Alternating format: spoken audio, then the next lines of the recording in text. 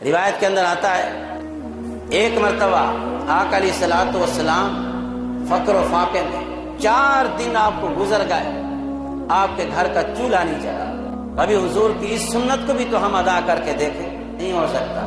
4 دن تو بڑی دور کی بات ہے، ایک وقت بھی چولہا بند نہیں کر سکتے، جان نکل جائے گی۔ قربان جائیں صحابہ کی عظمت پر۔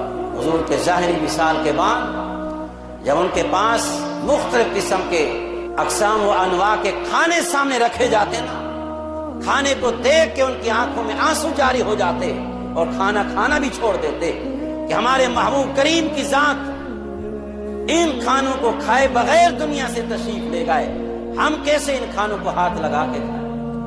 حضور تو فقر و فاقے سے زندگی گزار گئے، ہم کتنے قسم کے کھانے کھاتے ہیں اپنے گھروں کے اندر۔ کبھی تو تصور بھی کر لینا چاہیے کہ مصطفیٰ کی ذات وہ تھی۔ یہ حضور کا فقر جو ہے اختیاری تھا، اجباری نہیں تھا، حضور نے خود اس کو پسند فرمایا تھا۔